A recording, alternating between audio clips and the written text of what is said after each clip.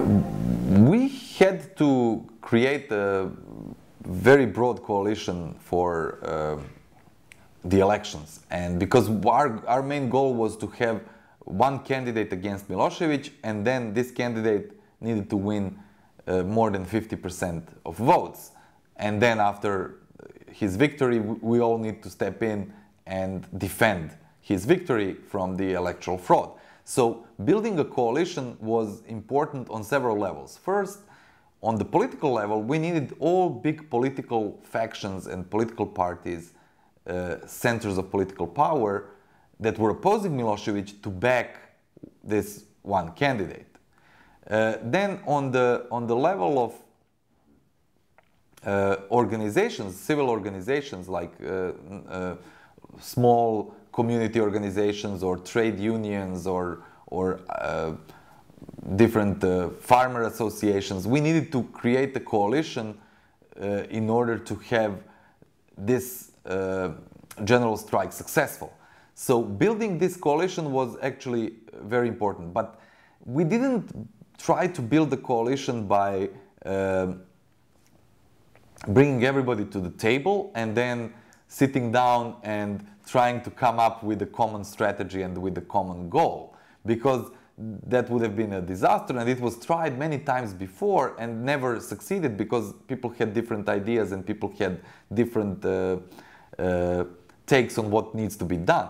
So what we did instead was we actually first defined the goal and we defined the method. This was like still when we were a very small group, and it was like maybe a dozen of us. But we carefully listened to everybody and we tried to find what would be the smallest common denominator for all these organizations. And when we discovered that, you know, one thing that they can all agree on is that Milosevic needs to step down and we need to have free elections, we actually decided to make this a goal that we are fighting for, and then to ask people to come on board.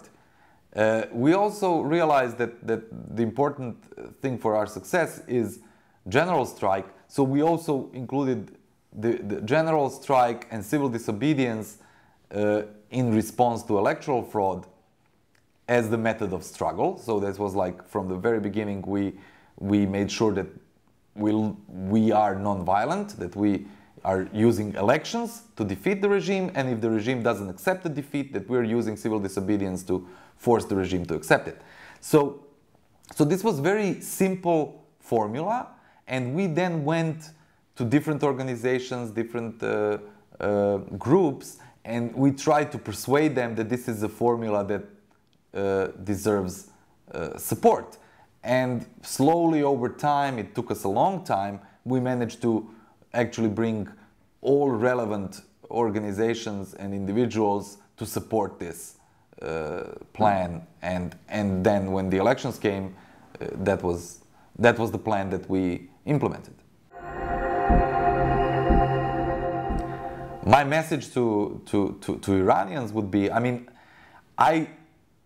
it was a long time ago when I was, you know, in the streets, and when the last time I was in jail and all that. So it's very difficult for me to go back to that time and to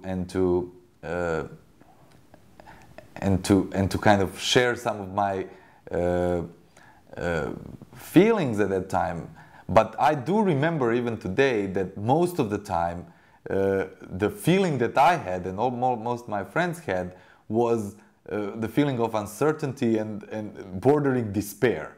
And many times we were thinking that, you know, all is lost and there is nothing we can do. One thing that we didn't realize, you know, although we were in the streets and we were targeted by the police, we were at one point declared a terrorist organization, although we never used any violent methods ever, but we were declared a terrorist organization, and there was like a big crackdown on us. Thousands of our activists were arrested, put in jail, and we were terrified. We thought that the regime was all-powerful.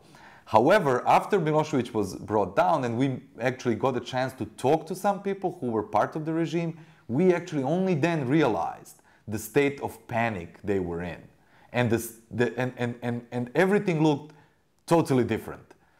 After everything was gone, we realized that there were serious splits in the regime, that the head of the secret police didn't want to participate in the crackdown, that some of the major players in the inner circle decided to have a vacation because they were having second thoughts. But being in jail or being in the street, we didn't realize that. And so that actually justified the original idea that we had, that we have to apply a pressure on the government over a longer period of time in order for these cracks to widen and in order for the regime structure to start falling apart. And so we did apply pressure for a longer period of time, and they did apply pressure on us as well, and eventually they were the ones that succumbed to our pressure.